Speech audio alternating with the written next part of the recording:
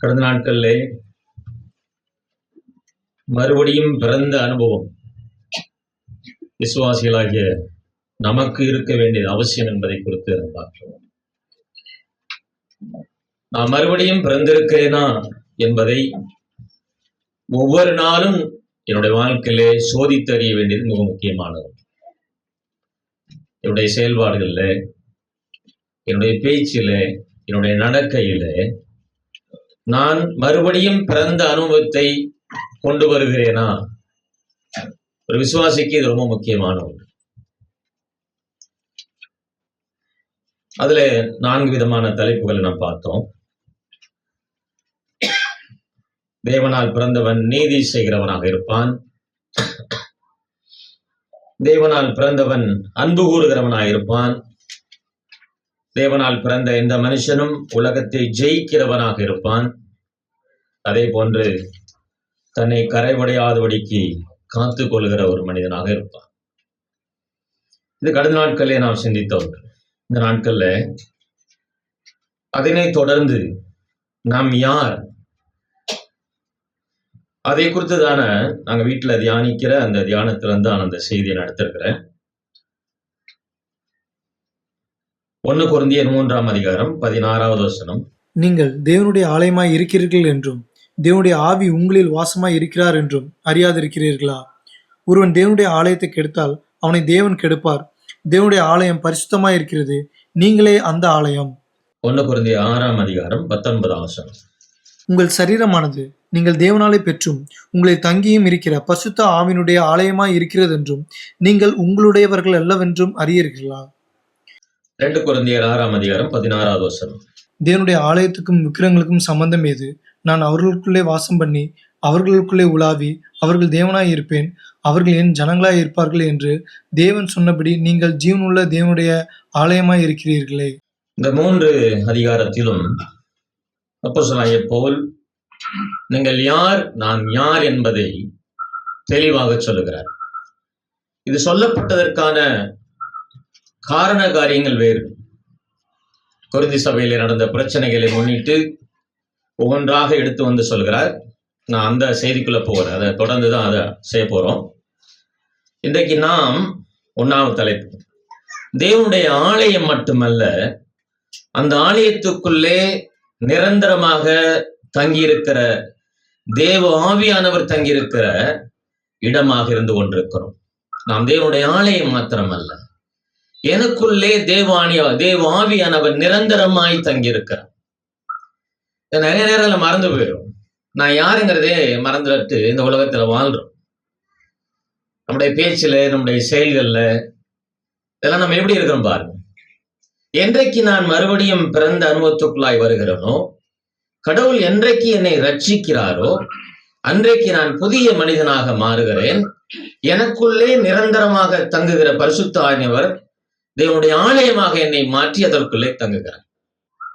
நான் தேவனுடைய ஆலயமாக இருக்கிறேன். இது எவ்வளவு பெரிய ஸ்லாக்கியம் பாருங்க நம்மளுக்கு. அதனாலதான் நம்முடைய சபையில் அந்த கட்டடத்தை பத்தி யாரும் யோசிக்க மாட்டாங்க. பில்டிங் அப்படி இருக்கணும், எப்படி இருக்கணும், அந்த மாதிரி இருக்கணும், இந்த மாதிரி இருக்கணும். கட்டடம் என்பது நாம் கூடி ஆராதிக்கக்கூடிய ஒரு இடம், அவ்வளவுதான். ஆனால் ஒவ்வொருவரும் தேவனுடைய ஆலயமாக இருக்கிறோம்.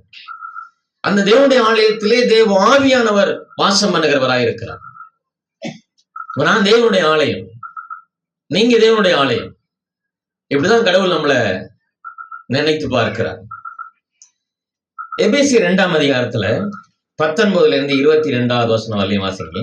ஆகையால் நீங்கள் இனி அந்நியரும் பரதேசிகளுமாய் இராமல் பரிசுத்தவான்களோட ஒரே நகரத்தாரும் தேவனுடைய வீட்டாருமாய் இருந்து அப்போஸ்தலர், தீர்க்கதரிசிகள் என்பவர்களுடைய அஸ்திபாரத்தின் மேல் கட்டப்பட்டவர்களுமாய் இருக்கிறீர்கள். அதற்கு இயேசு கிறிஸ்து தாமே மூளைக்கல்லாய் இருக்கிறார்.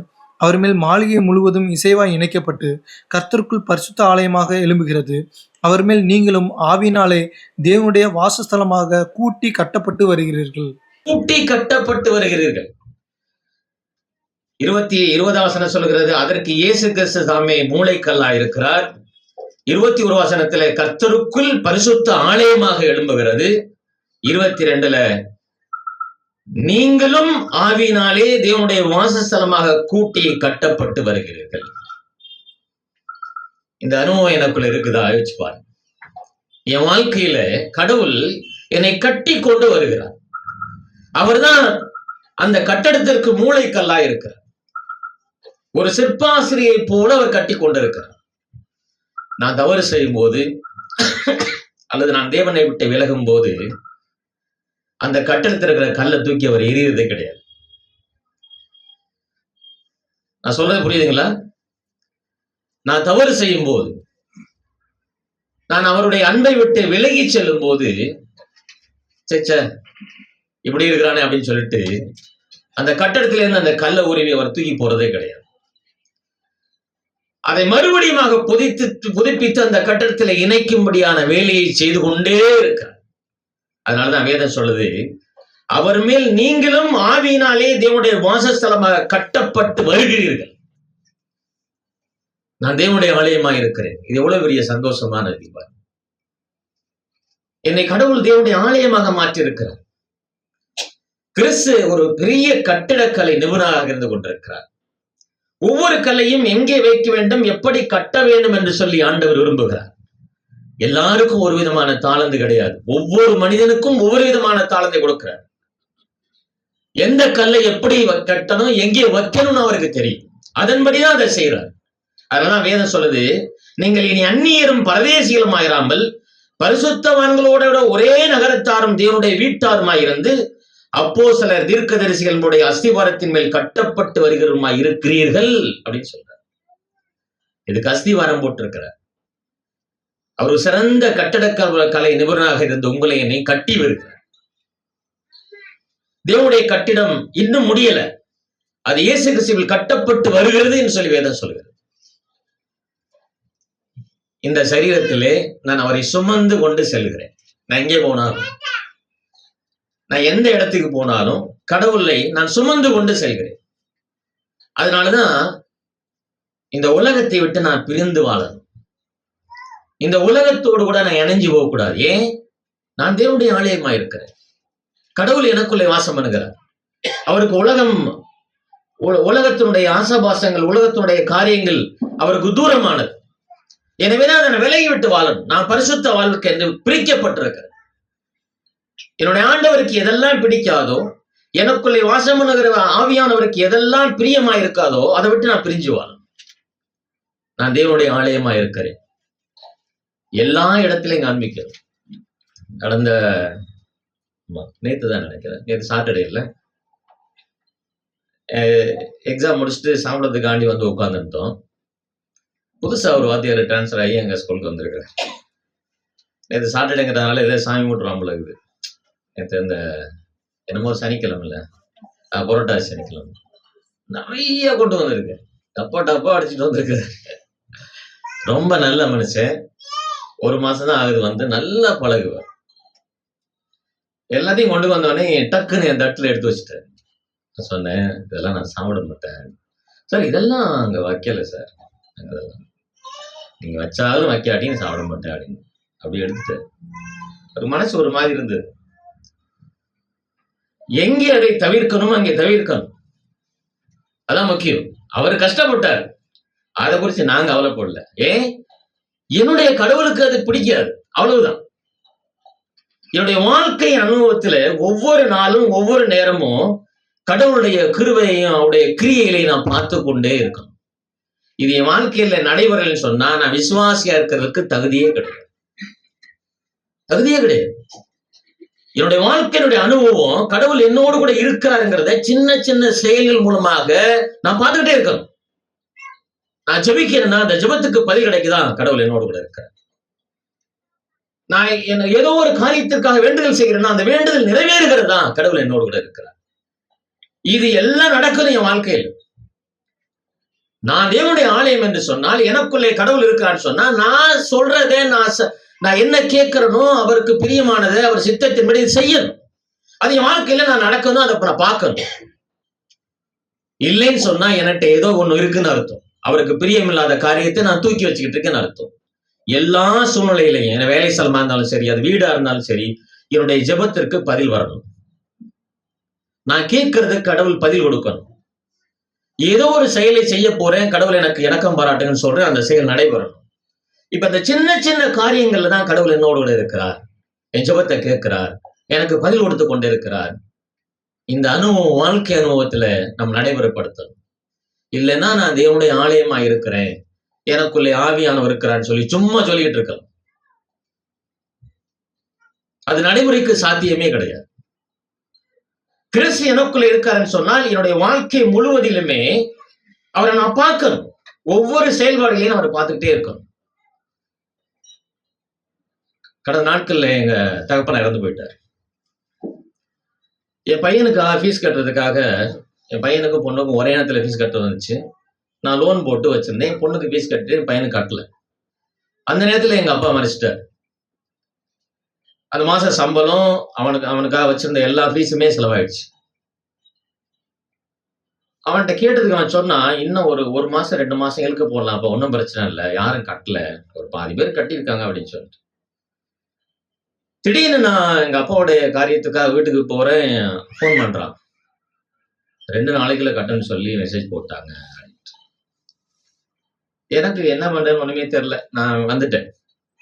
வந்து எங்களுடைய டீச்சர்கிட்ட சொல்லிக்கிருந்தேன், இந்த மாதிரி விஷயம் இருக்குது, என்ன பண்றேன்னு தெரியல. உடனே ஒரு மிஸ் சொன்னாங்க, பரவாயில்ல, நான் செயின் கொண்டாந்து தர்றேன், அதை அடை வச்சுட்டு காட்டுங்க, பின்னாடி கொடுங்க. ஓகே மிஸ் அப்படின்னு சொல்லிட்டு நான் வீட்டில் வந்துட்டேன். நான் வீட்டில் வந்து ஜெபம் பண்ணேன். மறுநாள் போகும்போது எங்க எச்எம் கூப்பிட்டு, அவருக்கு தெரியாது இந்த விஷயம்லாம், அவருக்கு தெரியாது. ஒரு டீச்சர் வாங்கியிருந்த பணத்தை, ஸ்கூல் பணம் என்கிட்ட கொடுத்துட்டாங்க, பணத்துக்கு வேணுமான்னு கேட்கிறாரு. அதை வாங்கி அப்படியே நான் ஃபீஸ் கட்டிட்டேன். கடவுளுடைய ஜெபத்திற்கு பதில் கொடுக்கணும். அது எல்லா இடங்களையும் நடக்கணும். என்னுடைய சின்ன சின்ன காரியங்களே தேவன் என்னோடு இருக்கிறாங்கிறத நான் புரிஞ்சுக்கணும். இல்லைன்னா நான் தேவனுடைய ஆலயமா இருக்கிறேன்னு சொல்வதற்கு அர்த்தமே கிடையாது. எபிரேயர் 3ஆம் அதிகாரம் 6வது வசனத்தை வாசிங்க. கிறிஸ்துவோ அவருடைய வீட்டிற்கு மேற்பட்டவரான குமாரனாக உண்மையுள்ளவராய் இருக்கிறார். நம்பிக்கையினாலே உண்டாகும் தைரியத்தையும் மேன்மை பாராட்டலையும் முடிவு பரியந்தம் உறுதியாய் பற்றி கொண்டிருப்போமே ஆகில் நாமே அவருடைய வீடாயிருப்போம். அவருடைய வீடாயிருக்கிறோம். அவர் மேல நம்பிக்கை. எனக்கு கடவுள் எல்லாவற்றையும் செய்வார். நான் அவருடைய வீடா இருக்கேன்னு சொன்னா, அவர் எனக்குள்ளே, என்னுடைய வீட்டுக்குள்ளே ஒரு வாசம் பண்ண வேண்டும் என்று சொன்னால், நான் எந்த அளவுக்கு அவரிடத்துல நம்பிக்கை வச்சிருக்கேன், எந்த அளவுக்கு அவரிடத்துல விசுவாசம் வைத்திருக்கிறேன், இது ரொம்ப முக்கியம். விசுவாசின்னு சொல்லிட்டு வேணா நம்ம இருக்கலாம். என்னுடைய விசுவாசம் எந்த அளவுக்கு இருக்குது, அவருடைய தரம் எப்படி இருக்குது, அதை நான் அளந்து பார்க்கணும். ஒவ்வொரு நேரத்திலையும் அளந்து பார்க்கணும். இல்லைன்னு சொன்னா நம்ம விசுவாச வாழ்க்கை வாழ்றதுல எந்த பிரயோஜனமும் இல்லை. இந்த உலகம் போற போக்கிலே நாமளும் போய்கிட்டே இருப்போம், அவ்வளவுதான். 1 பேதுரு 2ஆம் அதிகாரம் 4ஆம் வசனத்தை 5ஆம் வசனத்தை வாசிங்க. மனுஷரால் தள்ளப்பட்டதாயினும் தேவனால் தெரிந்து கொள்ளப்பட்டதும் விலையேற பெற்றதுமாய் இருக்கிற ஜீவனுள்ள கல்லாகிய அவரிடத்தில் சேர்ந்தவர்களாகிய நீங்களும் ஜீவனுள்ள கற்களைப் போல ஆவிக்கேற்ற மாளிகையாகவும் இயேசு கிறிஸ்து மூலமாய் தேவனுக்கு பிரியமான ஆவிக்கேற்ற பலிகளை செலுத்தும்படிக்கு பரிசுத்த ஆசாரிய கூட்டமாகவும் கட்டப்பட்டு வருகிறீர்கள். நாம் கட்டப்பட்டு வருகிறோம். பரிசுத்த ஆவிக்கேற்ற பிரியமான பலிகளை செலுத்துகிறவர்களாக இருக்கிறோம். ஒரு ஆலயம்னா நம்மளுக்கு தெரியும். பழைய ஏற்பாட்டுல ஆலயம்னா என்னெல்லாம் நடக்கும்? ஆசாரியர் இருப்பாங்க, லேவியர்கள் இருப்பாங்க, வேலை செய்யற வேலைக்காரர்கள் நிறைய பேர் இருப்பாங்க, பாடகர் குழு இருக்கும். தினந்தோறும் பலி செலுத்திக்கிட்டே இருப்பாங்க, பாடிக்கிட்டு இருப்பாங்க, பலி செலுத்த நடந்துட்டு இருக்கோம். தினந்தோறும் ஆலயத்துல அந்த தீயானது அணைக்கப்படாதபடிக்கு தொடர்ந்து இருந்துகிட்டே இருக்கும், புகஞ்சுக்கிட்டே இருக்கும். அதான் தேவனுடைய ஆலயம். பலி செலுத்தல் நடந்துகிட்டே இருக்கும். 12 கோத்திரங்களும் எப்போ வருவாங்க, எப்போ போவாங்க அப்படிலாம் தெரியாது. தனிப்பட்ட மனிதனுக்காக பலி செலுத்துவாங்க, குடும்பமா வருவாங்க, கோத்திரமா வருவாங்க, இதெல்லாம் நடந்துகிட்டு இருக்கும். வருஷத்துக்கு ஒரு முறை தான் பிரதான ஆசாரியர் போய் பலி செலுத்துவார். அப்போ ஒரு ஒரு ஒரு ஆலயம் என்று சொன்னா, அந்த ஆலயத்துல எப்போதும் என்ன இருக்கணும்? பலி செலுத்துதல் நடைபெற்று கொண்டே இருக்கணும், ஆராதனை நடைபெற்று கொண்டே இருக்கணும், பாடல்கள் நடைபெற்று கொண்டே இருக்கணும். நான் ஆசாரியனாக, நான் ராஜாவாக அதில் பிரவேசித்து அவரோடு கூட பேசிக்கிட்டே இருக்கணும். பழைய ஏற்பாட்டினுடைய ஆலயம் இந்த உலக பிரகாரமான பூமிக்குரிய ஆலயமாக இருந்தாலும், புதிய ஏற்பாட்டிலே கடவுள் உங்களை என்னையும் ஆலயமாக பார்க்கிறார். இந்த ஆலயத்திலே அங்கே என்ன நடந்ததோ அது இங்க நடக்கும். ஒருவேளை ஆடையோ மாடையோ பலி செலுத்த இல்லாம இருக்கலாம். அதை காட்டிலும் மேன்மையான பலி நம்முடைய உதட்டிலே வருகிற சோத்திர பலி என்று சொல்லுவேன். இது செலுத்திக்கிட்டே இருக்கும். இது நடைபெறாம நான் அப்படியே வச்சுக்கிட்டே இருந்தேன்னு சொன்னீங்களே, நான் தேவனுடைய ஆலயத்தை பூட்டி போட்டுட்டு இருக்கேன்னு அர்த்தம். எப்ப திறப்பேன் எப்ப மூடுவேன்னு எனக்கே தெரியாது. நான் நினைச்சா திறந்துக்கிறது, இல்லைன்னா மூடி போட்டு பேசாம என் வேலையை மட்டும் பார்த்துட்டு இருக்கேன். அதுக்கு வாரத்துக்கு ஒரு முறை திறக்கணும், அதுவும் திறக்கலையோ அதுவும் எனக்கு தெரியாது. எவ்வளவு கஷ்டமான சூழ்நிலை பாரு. கடவுள் என்னை தேவனுடைய ஆலயம் என்று சொல்கிறார். அவருடைய பரிசுத்த ஆவியானவரை எனக்குள்ளே வாசம் பண்ணி வைத்திருக்காருன்னு சொன்னா, நான் அதை பூட்டி போட்டிருந்தா எப்படி இருக்கும்? ஒரு 4 வாரத்துக்கு 5 வாரத்துக்கு நம்முடைய சர்ச்சை பூட்டி போட்டிருந்தோம்னா எப்படி இருக்கும்? எவ்வளவு சிந்திக்க வேண்டிய ஒரு செயல்பாடு பாருங்க. நான் ஆவிக்கேற்ற பலியை தொடர்ந்து என்னுடைய ஆலயத்தில் செலுத்திக் கொண்டே இருக்கணும். அதை கடவுள் சுகந்த வாசிகனாக அங்கீகரித்துக் கொண்டே இருக்கணும். இந்த பலி, இந்த ஆராதனை என்னுடைய ஆலயத்துக்குள்ளே நடைபெறவில்லை என்று சொன்னால், நான் தேவனுக்கும் எனக்கு இருக்கிற உறவுல மிகப்பெரிய பிளவு இருக்குன்னு அர்த்தம். எசேக்கியேல் 36ஆம் அதிகாரத்துல, எசேக்கியேல் 36ஆம் அதிகாரம் 27, 26, 27 வாசிங்க. உங்களுக்கு நவமான இருதயத்தை கொடுத்து உங்கள் உள்ளத்திலே புதிதான ஆவியை கட்டளையிட்டு கல்லான இருதயத்தை உங்கள் மாம்சத்திலிருந்து எடுத்து போட்டு சதையான இருதயத்தை உங்களுக்கு கொடுப்பேன். உங்கள் உள்ளத்திலே என் ஆவியை வைத்து உங்களை என் கட்டளைகளில் நடக்கவும் என் நியாயங்களை கைக்கொள்ளவும் அவைகளின்படி செய்யவும் பண்ணுவேன். வாக்குத்தத்தம் பண்ணப்பட்ட ஆவியானவர் சும்மா கிடையாது. பழைய ஏற்பாட்டு மனுஷர்கள் தேவனுடைய பிரமாணங்களை விட்டு அவர் கடந்து போகும்போது தீர்க்கதரிசிகளை வச்சு சொல்றார், என் ஆவியானவரை உங்களிடத்தில் நிரந்தரமாக தங்கும்படி பண்ணுவேன். உங்களுடைய கல்லான இருதயத்தை எடுத்து போட்டு சதையான இருதயத்தை உங்களிடத்தில் வைப்பேன் என்று சொல்றார். வாக்குத்தத்தம் பண்ணப்பட்ட பரிசுத்த ஆவியானவரை இன்றைக்கு நீங்களும் நானும் பெற்றிருக்கிறோம். எப்பவோ சொன்னார் தீர்க்கதரிசியை வச்சு, அது இன்னைக்கு நாம பெற்றிருக்கிறோம். எனக்குள்ளே அவர் நிரந்தரமாக தங்கியிருக்கிறார். இன்னொரு வசனத்தை வாசிங்க. யோவான் எழுதின நற்செய்தி நூல் 14ஆம் அதிகாரம் 17வது வசனம். யோவான் 14:17. உலகம் அந்த சத்திய ஆவியானவரை காணாமலும் அறியாமலும் இருக்கிறபடியால் அவரை பெற்றுக்கொள்ள மாட்டாது. அவர் உங்களுடனே வாசம் பண்ணி உங்களுக்குள்ளே இருப்பதால் நீங்கள் அவரை அறிவீர்கள். அவரை பெற்றுக்கொள்ள மாட்டார். இந்த உலக மனுஷனுக்கு அது கிடையாது. இந்த கிருபை, இந்த இரக்கம் அவனுக்கு இல்லை. உங்களுக்கும் எனக்கு அந்த ஆண்டவர் அந்த ஈவை கொடுத்திருக்கிறார். எனக்குள்ளே தங்கி இருக்கிறார்னு சொன்னா இவ்வளவு பெரிய ஸ்லாக்கியம் தெரியுங்களா? எபிரேயர் 8:10 வாசிங்க. அந்த நாட்களுக்கு பின்பு நான் இஸ்ரவேல் குடும்பத்தாரோட பண்ணும் உடன்படிக்கையாவது, என்னுடைய பிரமாணங்களை அவருடைய மனதிலே வைத்து அவர்களுடைய இருதயங்களில் அவைகளை எழுதுவேன். நான் அவர்கள் தேவனாய் இருப்பேன், அவர்கள் என் ஜனமாய் இருப்பார்கள். நீங்க அவருடைய ஜனமா இருக்கிறீங்களா?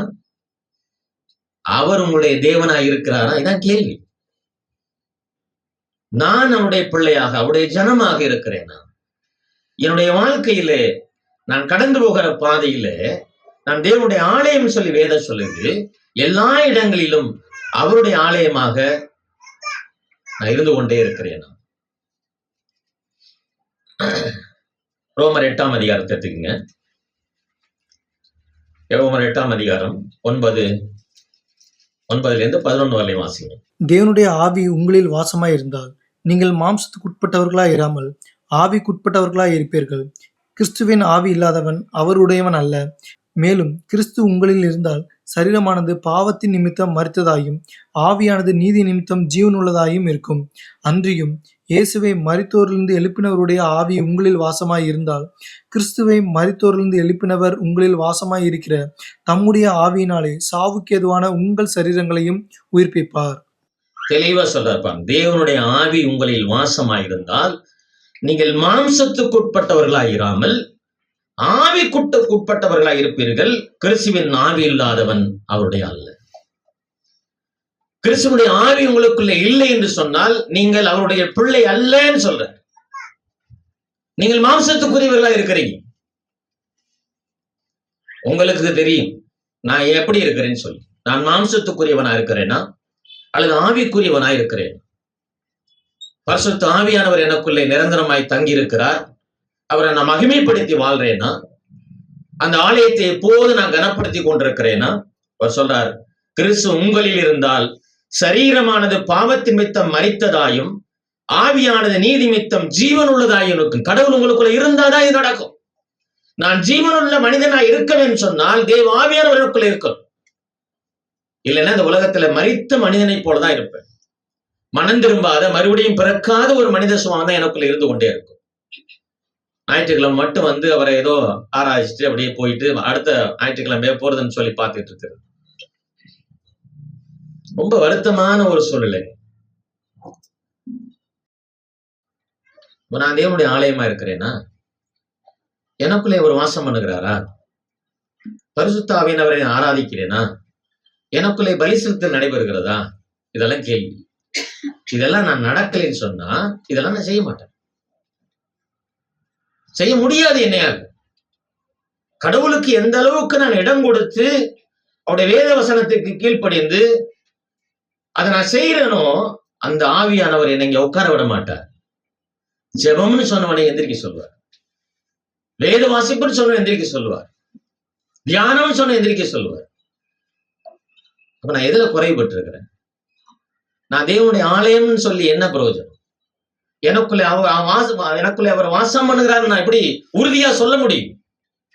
அவர் உயிர்ப்பிக்கிற ஆவியானவர், சாதாரண ஆவியானவர் இல்லை. அவர் ஜீவனுள்ள ஆவியான கடவுள். அவர் சும்மா உட்கார விட மாட்டார்.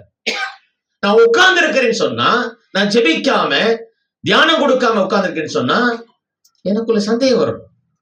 என்ன ஆண்டவரே, கண்மான தேவனுடைய பிள்ளைகளே, நீங்கள் தேவனுடைய ஆலயமா இருக்கிறீர்கள் என்றும் தேவாவியார் உங்களுக்குள்ளே வாசமா இருக்கிறார் என்பதையும் அறியாதிருக்கிறீர்களா என்று சொல்லி சொல்றார். நிறைய நேரங்களில் நம்ம அறியாம இருக்கிறோம்.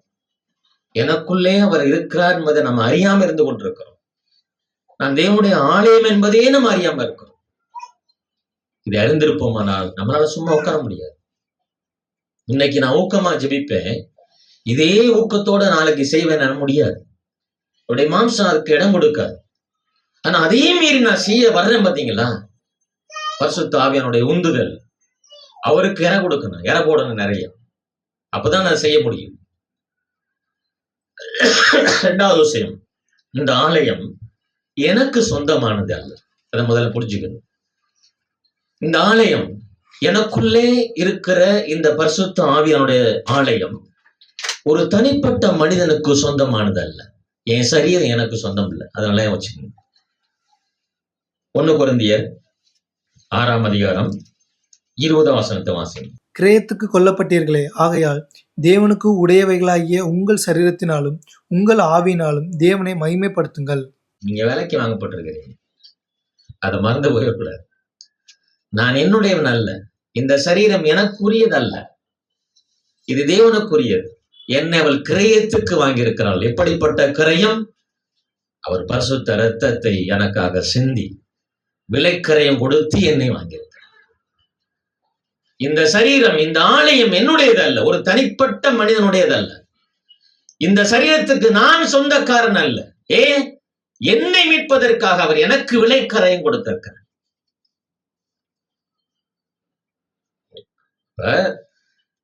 இது என் உடம்புன்னு சொல்றது அது தப்பான வார்த்தை. இது என்னுடைய உடம்பு அப்படின்னு சொல்லக்கூடாது. நான் இவ்வளவு மோசமா இருக்கிறேன்னு சொல்லக்கூடாது. அவர் எனக்குள்ள இருக்கிறார். அவர் இருக்கும்போது நான் எப்படி அதை சொல்ல முடியும்? நான் என்னுடையவன் அல்ல, அதை முதல்ல புரிஞ்சுக்கணும். இந்த உடம்பு என்னுடையது அல்ல, இதை அவர் விலைக்கு வாங்கியிருக்கிறார். இன்னொரு வசனத்தையும் வாசிங்க, 7ஆம் அதிகாரம் 23ஆம் வசனம். 1 கொரிந்தியர் 7:23. நீங்கள் கிரயத்துக் கொல்லப்பட்டீர்கள், மனுஷருக்கு அடிமைகள் ஆகாதிருங்கள். அடிமைகளா இருக்காதீர்கள் சொல்ற. நம்ம நிறைய வேலையில அதைத்தான் செஞ்சுட்டு இருக்கிறோம். உலகத்துக்கு அடிமையா போயிடும், மனுஷனுக்கு அடிமையா போயிடும். நான் எப்படிப்பட்டவன்கிறதே எனக்கு தெரியாம போயிடும். நான் கிரயத்துக்கு வாங்கப்பட்டிருக்கிறேன், விலை கொடுத்து கடவுள் என்னை வாங்கியிருக்கிறார். எனவே இந்த ஆலயம் எனக்கு சொந்தமானதல்ல. இந்த ஆலயத்தை நான் எப்படி வேண்டுமானாலும் பயன்படுத்தலாம்னு சொன்ன முடிவுக்கு வரக்கூடாது. இந்த சரீரத்தை நான் எப்படி வேணாலும் பயன்படுத்த முடியாது. இது எனக்கு சொந்தமானதல்ல. இந்த சரீரத்தை அவர் வாங்கியிருக்கிறார். ஒரு மெடிடேஷன் எடுக்கும்போது ஒரு சகோதரர் சொன்னேன், புறா விற்கிற மனிதன் புறாவை கொண்டு வந்து சந்தை கடையில வச்சுக்கிட்டு இருக்காரு.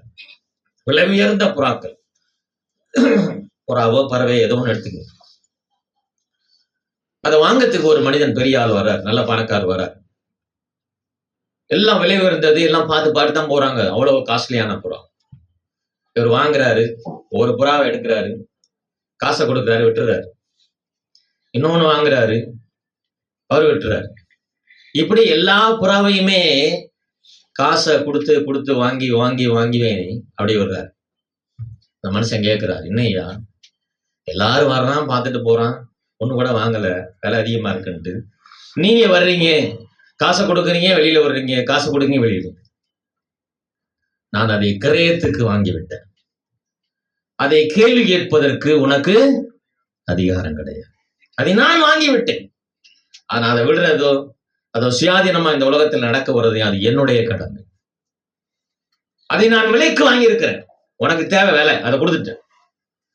இப்பொழுது அது என்னுடையது. அதை நான் எப்படி வேணாலும் இந்த உலகத்திலே பயன்படுத்த முடியும். எனக்கு அன்பானதனுடைய பிள்ளைகளே, அப்படிதான் கடவுள் உங்களை என்ன வாங்கியிருக்கிறார். இந்த உலகத்திலே உங்களை என்னை விலை கொடுத்து வாங்கியிருக்கிறார். நாம எப்படி வேணாலும் வாழ முடியாது. அவர் இந்த உலகத்திலே வாழும்படி உங்களை என்னையும் பழக்கப்படுத்துகிறார்.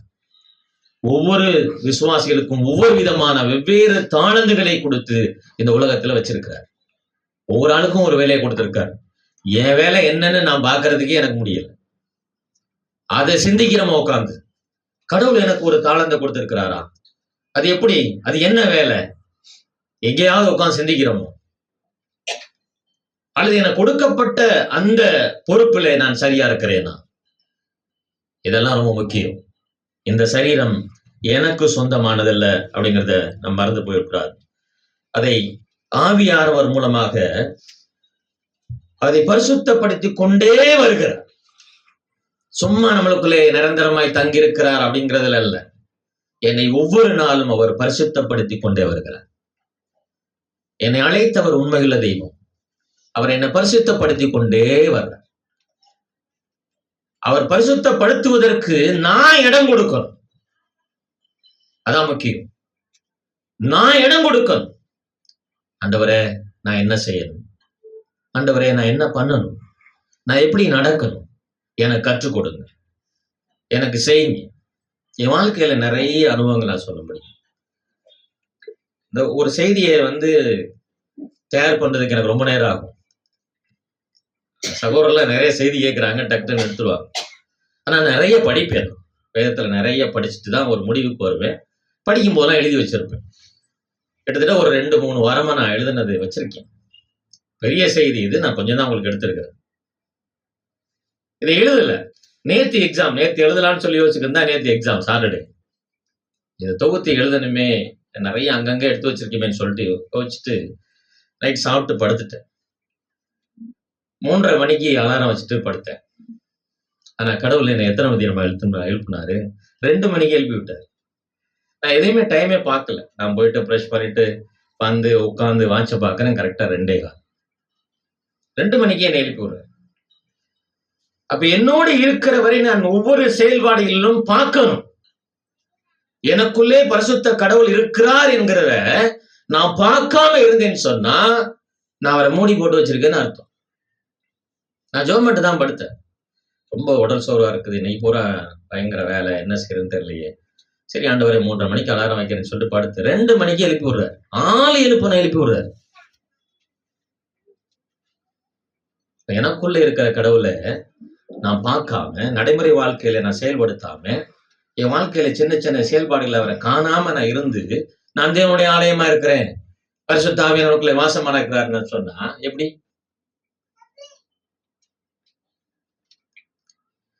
ரொம்ப முக்கியமான காரியம். அவரை பிரியப்படுத்தி, அவரை கனப்படுத்தி வாழ்வதற்கு நான் இந்த உலகத்திலே கற்றுக்கொள்ளணும்.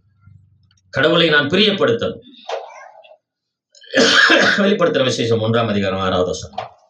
எல்லாருக்கும் தெரிஞ்ச வசனம் தான். வெளிப்படுத்தல் 1ஆம் அதிகாரம் 6வது வசனம். நம்மிடத்தில் அன்பு கூர்ந்து தமது இரத்தத்தினாலே நம்முடைய பாவங்களற நம்மை கழுவி தம்முடைய பிதாவாகிய தேவனுக்கு முன்பாக நம்மை ராஜாக்களும் ஆசாரியர்களும் ஆக்கின அவருக்கு மகிமையும் வல்லமையும் என்றென்றைக்கும் உண்டாயிருப்பதாக. ஆமென். ராஜாக்களும் ஆசாரியர்களுமாக கடவுள் உங்களையும் என்னையும் பார்க்கிறார். சொல்ல முடியுதா? நான் ராஜாவாக இருக்கிறேன், நான் ஆசாரியனா இருக்கிறேன். ஆசாரியனா இருந்தீங்கன்னு சொன்னா பலி செலுத்தணும். ஒரு ஆசாரியனுக்குரிய அத்தனை வேலையும் சபையிலே செய்யணும். ஊழியத்துக்கு வாங்க நான் வரணும், ஜெபத்துக்கு வாங்க நான் வரணும், எல்லாத்துக்கும் வரணும். அவருக்கு சோத்திர பலி செலுத்தணும், அவருக்குரிய கனத்தை கொடுக்கணும், அவருக்கு என்ன வேலை செய்யணும் அதை செய்யணும். நான் ஆசாரியன், நான் ராஜாக்கள் சொல்லிட்டு இருக்கல எந்த பிரயோஜனம் கிடையாது. சொல்ல இதற்காகவே நான் ரத்த செஞ்சிருக்கிறேன், உங்களை ராஜாக்களும் ஆசாரிகளும் ஆக்கி அழகு பார்க்கிற கடவுள். ஆசாரியங்களே மறந்து போயிடுறோமே, ஆசாரியனுக்கு வேலையே மறந்து போயிடுறோமே. ஒரு ஆசாரி என்ன செய்வான்? காலையிலிருந்து தந்தை பரிசுத்தப்படுத்துவான், கடவுளுக்கு முன்பாக ஓடி போய் நிற்பான், அவருக்கு வேண்டிய கனத்தை செலுத்துவான், அப்பங்களை சுட்டு ஆராதிப்பான், விளக்குகள் அணைஞ்சு போகாதபடி இவ்வளவு வேலை இருக்குது ஆராதனை கூட்டத்தில். நான் தேவனுடைய ஆலயமா இருக்கிறேன், ஆவியான விளக்குள்ள இருக்கிறான்னு சொல்லி எந்த வேலையுமே செய்யாமன்னு சொன்னா எப்படி அவர் செயல்படுவார்? எப்படி கிரியை செய்வார்? எபிரேயர் 13ஆம் அதிகாரத்துல 15-16 வாசிங்க. எபிரேயர் 13ஆம் அதிகாரம் 15-16 வாசிங்க. ஆகையால் அவருடைய நாமத்தை துதிக்கும் உதடுகளின் கனியாகிய சோஸ்திர பலியை அவர் மூலமாய் எப்போதும் தேவனுக்கு செலுத்த கடவும், அன்றியும் நன்மை செய்யவும் தான தர்மம் பண்ணவும் மறவாதிருங்கள். இப்படிப்பட்ட பலிகளின் மேல் தேவன் பிரியமாயிருக்கிறார். இப்படிப்பட்ட பலிகளின் மேல் தேவன் பிரியமாயிருக்கிறார். எப்போதும் செலுத்தணும். அவர் நாமத்துக்குரிய ஸ்தோத்திர பலிகளை, உதட்டின் கனியாகிய ஸ்தோத்திர பலிகளை இங்க செலுத்தி கொண்டே இருக்கும். அது செய்யறீங்களா? நான் தேவனுடைய ஆலயங்கிறதே நான் மறந்து போய் இந்த உலகத்துல வாழ்ந்து கொண்டேன்னு சொன்னா இதை நான் செய்ய முடியாது. ஒரு தனிப்பட்ட கட்டடத்திலேயோ அல்லது இதுலயோ ஒரு வாசம் பண்ணுறது இல்லை, அதெல்லாம் பார்க்க போற பின்னாடி. நான் தேவனுடைய ஆலயமா இருக்கிறேன், எனக்குள்ளே அவர் இருக்கிறார். இது எவ்வளவு பெரிய மேன்மை பாருங்க. நீங்க பரலோகத்துல போய் பார்க்கும் போதுதான் தெரியும் எந்த அளவுக்கு அசட்டை செய்து இந்த உலகத்தை நான் வாழ்ந்திருக்கிறேன். இவ்வளவு பெரிதான மகிமையுள்ள கடவுள், இவ்வளவு பெரிதான மகிமையிலே நிறைந்திருக்கிற பரிசுத்த தேவன் எனக்குள்ளே இறங்கி வந்து எனக்காக ரத்தம் சிந்தி அவர் என்னோட தங்கி இருக்கிறான்னு சொல்லி யோவான் மாதிரிதான் நம்ம ஆச்சரியமா பார்த்துக்கிட்டு இருப்போம். அப்படி குப்பை விழுந்துருப்போம் போயிட்டு, ஐயோ அப்படின்ட்டு. அதை நம்ம அங்க போய் தான் அதை அனுபவிக்க முடியும். இந்த பூமியில அவரை பார்க்க முடியல. பார்த்த பரிசுத்த அத்தனை பேரும் கீழே விழுந்தார். அதை நேரடியாக முகமுகமாய் நம்ம பார்க்க போறோம். பார்க்கும்போதுதான் நம்ம வெட்கப்பட்டு கூனி குறுகி நிற்போம். இந்த தேவனை நான் இவ்வளவு அசட்டை செய்து இந்த உலகத்துல வாழ்ந்திருக்கிறேன். தேவாலயத்திலே தேவ பிரசன்னம் எப்போதுமே இருந்து கொண்டிருக்கும். சங்கீதம் 11ஆவது சங்கீதத்திலே 4வது வசனத்தை வாசிங்க. கர்த்தர் தம்முடைய பரிசுத்த ஆலயத்தில் இருக்கிறார். கர்த்தருடைய சிங்காசனம் பரலோகத்தில் இருக்கிறது. அவருடைய கண்கள் மனுபுத்திரரை பார்க்கிறது. அவருடைய இமைகள் அவர்களை சோதி தருகிறது. அவர் எனக்குள்ள இருக்கிறார். அவருடைய சிங்காசனம் பரலோகத்திலே இருக்கிறது. என்னுடைய ஆலயத்திலே அவர் தங்கி இருக்கிறார். திரியேக கடவுள் எனக்குள்ள இருக்கிறாங்கிறது எவ்வளவு பெரிய சந்தோஷம் தெரியுங்களா?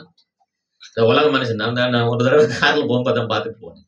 ஜீசஸ் லவ்ஸ் யூன்னு போடணும், ஜீசஸ் லவ்ஸ் யூன்னு போடணும். எப்படி அது? இதே இடத்துல வேற யாராவது சொல்ல முடியுமா? இந்த ஜீவனுள்ள தேவனை மட்டும்தான் இப்படி எழுத முடியும். வேற யாரும் எழுத முடியாது. வேற யாரும் எழுத முடியாது அந்த இடத்துல. அதான் யோசிச்சுட்டே போனேன். அழகா எழுதி வச்சிருக்காரு. இந்த இடத்துல அவனை கொண்டு வந்து போட்டாங்க எப்படி இருக்கு? அவ்வளவு அசிங்கமா இருக்கு. சொல்ல முடியுமா? முடியவே முடியாது.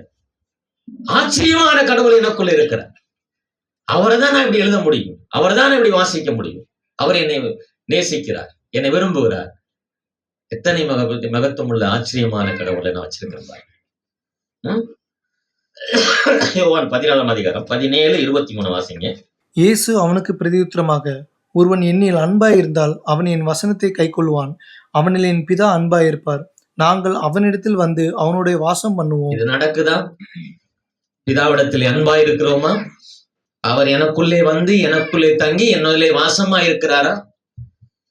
இந்த உலகத்துல நல்லா கவனிங்க.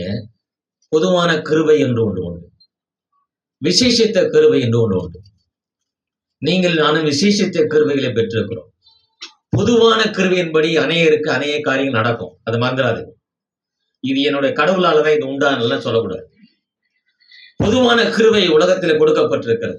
மழை எல்லாருக்குமே தான் கொடுக்கப்பட்டிருக்கு. இல்ல பிரதர் சபைக்கு மட்டும் மழை வேணும் அப்படின்னு சொல்லி எங்கேயுமே இல்லை. அங்க இருக்கிறவங்க நல்ல பரிசுத்தவங்க, அவங்களுக்கு மட்டும் தான் மழை அப்படிலாம் கிடையாது. மழை எல்லாருக்கும் பொதுவானது, அது பொதுவான கிருபை. வெயில் பொதுவான கிருபை, வெளிச்சம் பொதுவான கிருபை. இதெல்லாம் புரியுதுங்களா? விசேஷத்த கிருபை என்பது கடவுள் உங்களுக்குள்ளும் எனக்குள்ளும் நிரந்தரமாக தங்கி வாசம். இது அவனுக்கு கிடையாது. நான் சொல்ல புரியுதுங்களா? உலகத்தில் இருக்கிற மனுஷனுக்கு இந்த கிருபை இல்லை. அந்த விசேஷத்த கிருபை கடவுள் இந்த உலகத்தில் எனக்கு மனிதனாக வந்து அவர் சிலுவையில் அறையப்பட்டு எனக்காக ரத்தம் சிந்தி அவர் மரித்து அடக்கம் பண்ணப்பட்டு உயிரோடு கூட எழுந்தார் என்பதை நாம் விசுவாசிக்கும் போது அவர் என்னை தேவனுடைய ஆலயமாக மாற்றி அந்த பரிசுத்த ஆவியானவர் எனக்குள்ளே நிரந்தரமாக தங்க செய்கிறார். பார்த்தீங்களா? இது அவனுக்குள்ள இல்லை. இந்த விசேஷித்த கிருபையை நான் பெற்றிருக்கிறேன். எனக்கு பொதுவான கிருபை கிடையாது. பொதுவான கிருபையின்படி நம்முடைய வாழ்க்கையில சிலது நடக்கும். இதெல்லாம் கடவுள் மூலமா வந்ததுன்னு சொல்லி நம்பிக்கிட்டு இருக்கிறதா நம்ம ஏமாந்து போயிடும். ரொம்ப ஜாக்கிரதையா இருக்கணும். எனக்குள்ளே வாசமான கடவுளுடைய ஆலயத்தை நான் எப்படி வச்சிருக்கிறேன்? கிறிஸ்துவையும் கிறிஸ்துவனுடைய பிள்ளைகளையும் இந்த உலகத்திலே புறக்கணிக்கிற ஜனங்கள் ஆலயத்தை நோக்கி போவோம். சொல்ல புரியுங்களா? கிறிஸ்துவையும் கிறிஸ்துவை ஏற்றுக்கொண்டு விசுவாசிக்கிற பிள்ளைகளையும் நம்பாதவர்கள் ஆலயத்தை நோக்கி போயிட்டு இருப்போம். அவனுக்கு அதான் பெருசா தெரியும். கிறிஸ்து பெருசா தெரிய மாட்டாரு. கிறிஸ்து மாதிரியே செய்திருக்கிற ஊரும் உனக்கு பெருசா இருக்கும். அந்த கோயில போய் பார்த்திருக்கீங்களா அப்படின்னு கேட்பான். அப்படி ஆச்சரியம் அவனுக்கு. அங்க போயிருக்கீங்களா? இப்படி எல்லாம் இருக்கும். ஆண்டவர் அப்படியே சிலுவையை சுமந்துட்டு போவார். ஏன்? அவனுக்கு அதன் மேலதான் நம்பிக்கை. கிறிஸ்துவை நம்பிக்கை கிடையாது. அவன் ஆலயத்துக்கு போவான். 1 ராஜாக்களுடைய புஸ்தகம் 8ஆம் அதிகாரம் 27 வாசிங்க. தேவன் மெய்யாக பூமியிலே வாசம் பண்ணுவாரோ? இதோ வானங்களும் வானாதி வானங்களும் உம்மை கொள்ளாதே. நான் கட்டின இந்த ஆலயம் எம்மாத்திரம். யார் சொன்னா தெரியுங்களா? இது சாலமோன் சொன்னார். இந்த வசனத்தை சாலமோன் சொன்னார். சாலமோன் தான் கடவுளுக்கு ஆலயத்தை கட்டினவன். சாலமோன் சொல்றாரு. மறுபடியும் வாசிங்க விடுத. தேவன் மெய்யாக பூமியிலே வாசம் பண்ணுவாரோ? இதோ வானங்களும் வானாதி வானங்களும் உம்மை கொள்ளாதே. நான் கட்டின இந்த ஆலயம் எம்மாத்திரம். நான் கட்டின இந்த ஆலயம் உமக்கு எம்மாத்திரம் சொல்றேன். 2 நாளாகமம் புஸ்தகம் 2ஆம் அதிகாரம் 6வது. அதே சாலமோன் தான் வேற விதமா சொல்லுவார். 2 நாளாகமம் 2ஆம் அதிகாரம் 6வது வசனம். வானங்களும் வானாதி வானங்களும் அவரை கொல்லக்கூடாது இருக்க அவருக்கு ஒரு ஆலயத்தை கட்ட வல்லவன் யார்? அவர் சந்நிதியில் தூபம் காட்டுகிறதுக்கே ஒழிய வேறொரு முகாந்தரமாய் அவருக்கு ஆலயம் கட்டுகிறதற்கு நான் எம்மாத்திரம். நான் எம்மாத்திரங்க. ஆலயத்தின் மேலதான் பெருமை பாராட்டி இருக்கா இன்னைக்கு. கேட்பான். ஆலயத்தினாலதான் இன்னைக்கு சபையில பிரச்சனையே வருது. கட்டடத்தினாலதான் இன்னைக்கு நிறைய சபைகள் பிரச்சனையே வருது. பிரிஞ்சு போறதுக்கு காரணமும் கட்டடமா தான் இருக்கு. ஆனா சாலமன் சொல்றாரு, அவ்வளவு பெரிய ஆலயத்தை கட்டிட்டு இது எம்மாத்திரங்கிற, இது ஒண்ணுக்கு உதவாது. அவர் வானாதி வானம் கொள்ளாத கடவுள். அவர் இதுல போயெல்லாம் வாசம் பண்ண மாட்டார். அவ்வளவு பெரிய கடவுளுக்கு யாருப்பா செய்ய முடியும் இந்த காரியத்தை சொல்றார். ஏசாயா புஸ்தகம் 66ஆம் அதிகாரம் 1வது வசனம் வாசிங்க. ஏசாயா 66:1. கர்த்தர் சொல்லுகிறது என்னவென்றால், வானம் எனக்கு சிங்காசனம், பூமி எனக்கு பாதபடி. நீங்கள் எனக்கு கட்டும் ஆலயம் எப்படிப்பட்டது? நான் தங்கியிருக்கும் ஸ்தலம் எப்படிப்பட்டது? எப்படிப்பா? நான் வானத்துக்கும் பூமிக்கும் கடவுளா இருக்கிறேன். என்னை போய் சுருக்கி ஒரு கட்டடத்துல நீ வைக்க முடியும்? கடவுள் கேட்கிறார். இப்படியெல்லாம் சொன்ன ஆண்டவர் உங்களை ஆலயமாக நினைத்து உங்களுக்குள்ளே வாசம் பண்ணும்படி இறங்கி வந்திருக்கிறார். எவ்வளவு பெரிய மகத்துவம் உள்ள கடவுள் பாருங்க.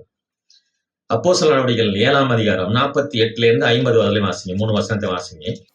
ஆகிலும் உன்னதமானவர் கைகளினால் செய்யப்பட்ட ஆலயங்களில் வாசமாயிறார். வானம் எனக்கு சிங்காசனமும் பூமி எனக்கு பாதபடியுமாய் இருக்கிறது. எனக்காக நீங்கள் எப்படிப்பட்ட வீட்டை கட்டுவீர்கள்? நான் தங்கியிருக்கத்தக்க ஸ்தலம் எது? இவைகள் எல்லாவற்றையும் என்னுடைய கரம் உண்டாக்கவில்லையா என்று கர்த்தர் உரைக்கிறார் என்று தீர்க்கதரிசி சொல்லியிருக்கிறானே. அவன் கட்டடத்தை மட்டும் தான் பார்த்தான். ஆலயத்தை பெருசா மதிச்சான். ஐயோ, சாலமோன் கட்டின ஆலயம் எவ்வளவு அழகு, எவ்வளவு சிறந்தது. நெகேமியால பார்க்கிறோம், அவங்க அழுகிறார்கள். பழைய ஆலயத்தை பார்த்தவர்கள் அஸ்திவாரம் போட்ட போது அழுகிறார்கள். அந்த ஆலயம் எவ்வளவு மேன்மையா இருந்தது. அந்த ஆலயத்துக்குரிய கனத்தை கொடுத்தாங்கன்னா கிடையாது. தான் மனமோன போக்குல பாவம் செய்தாங்க, ஆண்டவர் பிடிச்சிட்டு போனார். அங்கெல்லாம் ஆண்டவர் வசிக்கிறதே கிடையாது. யாருப்பா செய்ய முடியும்? இவ்வளவு பெரிய மகத்துவம் உள்ள கடவுள், வானத்துக்கும் பூமிக்கும் அதிகாரியாக ராஜாவாக இருக்கிற, சிங்காசனத்தை போட்டு அமர்ந்திருக்கிற இந்த தெய்வத்துக்கு யார் கட்டடத்தை கட்ட முடியும்? ஒரு கட்டடத்துல சுருக்கிலாம் வைக்க முடியாது. இன்னொரு வசனத்தை வாசிங்க. அப்போஸ்தலர் 17ஆம் அதிகாரம் 24, 25 வாசிங்க. உலகத்தையும் அதிலுள்ள யாவற்றையும் உண்டாக்கின தேவனானவர் வானத்திற்கும் பூமிக்கும் ஆண்டவராய் இருக்கிறபடியால் கைகளினால் கட்டப்பட்ட கோவில்களில் அவர் வாசம் பண்ணுகிறதில்லை. எல்லாருக்கும் ஜீவனையும் சுவாசத்தையும் சகலத்தையும் கொடுக்கிற அவர் தமக்கு யாதொன்று தேவையானது போல மனுஷர் கைகளால் பணிவிடை கொள்ளுகிறதும் இல்லை. இந்த பூமியில இறங்கி வந்து உங்களையும் என்னையும் ஆலயமாக பாவித்து அதிலே வாசம் பண்ணி கொண்டிருக்கிறான்னு சொன்னா எத்தனை ஸ்லாக்கியத்தை நம்ம பெற்றிருக்கிறோம் பாரு. எனவேதான் சொன்னோம், இந்த சரீரம் எனக்கு சொந்தமானது. இந்த சரீரத்தை நான் பரிசுத்தப்படுத்தி அவருக்கு பிரியமானவராக நான் மாற்றணும். அவர் என்ன விரும்புகிறாரோ அதை நான் செய்யணும். இதை பரிசுத்தப்படுத்தி எப்போதும் வச்சிருக்கணும். இதுல ஆராதனை நடைபெறணும், ஆசாரிய ஊழியம் நடைபெறணும், பாடல் நடைபெறணும், துதி நடைபெறணும், வேத வாசிப்பு இருக்கணும். இந்த ஆலயத்தை நான் இப்படிதான் கனப்படுத்த முடியும். பழைய ஏற்பாட்டினுடைய ஆலயத்துல என்னெல்லாம் நடந்ததோ புதிய ஏற்பாட்டினுடைய சரீரமாகி இந்த ஆலயத்துக்குள்ள அதெல்லாம் நடக்காம நான் தேவனுடைய ஆலயமா இருக்கிறேன், எனக்குள்ளே பரிசுத்த ஆவியான வாசம் பண்றான்னு சொன்னேன்னா என்ன நானே ஏமாத்திக்கிட்டு இருக்கேன்னு அர்த்தம். சோ தொடர்ந்து அடுத்த செய்தியில நம்ம பார்க்கலாம். நாம் ஜெபித்து நாம் முடிக்கலாம்.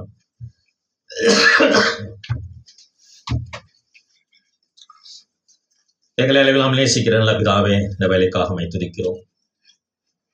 பரிசுத்த தெய்வம் இந்த உலகத்துல எங்களோடு கூட நிரந்தரமாக தங்கும்படி இறங்கி வந்தது எத்தனை ஸ்லாக்கியம். நீங்கள் தேவனுடைய ஆலயமா இருக்கிறீங்கன்னு சொல்லி இன்றைக்கு எங்களை தேவனுடைய ஆலயமாக நீ பார்க்கிறீர். வானாதி வானங்கொள்ளாத எங்களுடைய தெய்வம், எந்த மனுஷனும் அவருக்கு ஆலயத்தை கட்ட முடியாது என்று சொன்ன தெய்வம், இந்த உலகத்துல கர்த்தாவே மனித சரீரத்தை ஆலயமாக தெரிந்து கொண்டு அதிலே வாசம் பண்ணும்படி இறங்கி வந்ததற்காக நன்றியோடு துதிக்கிறோம், ஸ்தோத்திரிக்கிறோம்.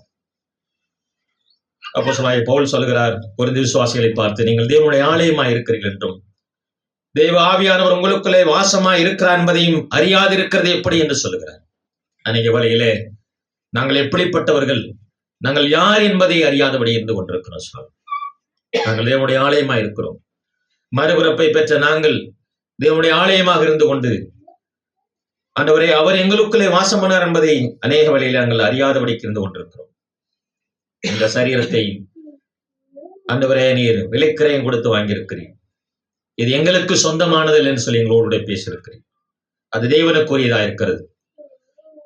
ஒரு தேவனுடைய ஆலயத்திலே எப்படிப்பட்ட ஆராதனைகள் நடைபெற வேண்டுமோ அதை போன்றே நாங்களும் இதை செய்வேன் சொல்லி எங்களோட பேசினதற்காக ஸ்தோத்திரம். நாங்கள் தேவனுடைய ஆலயமாய் இருந்தால் தினந்தோறும் அதை ஆராதியன் நடந்து கொண்டே இருக்கணும். இந்த தேவனுடைய ஆலயத்தை நாங்கள் பரிசுத்தப்படுத்தியுள்ளாய் காணப்பட வேண்டும். இந்த தேவனுடைய ஆலயத்தை கனப்படுத்தியுள்ளாய் காணப்பட வேண்டும். இதிலே பலி செலுத்தப்பட வேண்டும். இதிலே துதிகள் சத்தம் கேட்கப்பட்டு கொண்டே இருக்க வேண்டும். பாடல்களுடைய சத்தம் கேட்கப்பட்டு கொண்டிருக்க வேண்டும். அங்கே வேத வாசிப்பு நடைபெற்றுக் கொண்டே இருக்கணும். தேவனுடைய உறவு இருக்க வேண்டும். இதெல்லாம் எங்களுடைய வாழ்க்கையிலே இருந்து கொண்டிருக்கிறதா சுவாமி? நாங்கள் தேவனுடைய ஆலயமா இருக்கிறோம் என்று சொன்னால் வாயளவிலே சொல்வதிலே எந்த பிரயோஜனம் இல்லை. எங்களுடைய செயலிலே தேவனுக்கும் எங்களுக்கு இருக்கிற உறவு எத்தன்மை உள்ளது என்பதை எங்களோட பேசியிருக்கிறதற்காக ஸ்தோத்திரம். தேவனுடைய ஆலயமா இருக்கிற நாங்கள் தேவனுடைய ஆலயத்தில் நடைபெற வேண்டிய எல்லா காரியங்களும் நாங்கள் நடைபெற்றுக் கொண்டிருக்கிறதா என்பதை நாங்கள் ஆழ்ந்து சிந்தித்து அறிய வேண்டிய நேரமா இருக்கிறதற்காக ஸ்தோத்திரம். என்னோடும் பிள்ளைகளோடும் பேசியிருக்கிறதற்காக துதிக்கிறோம்.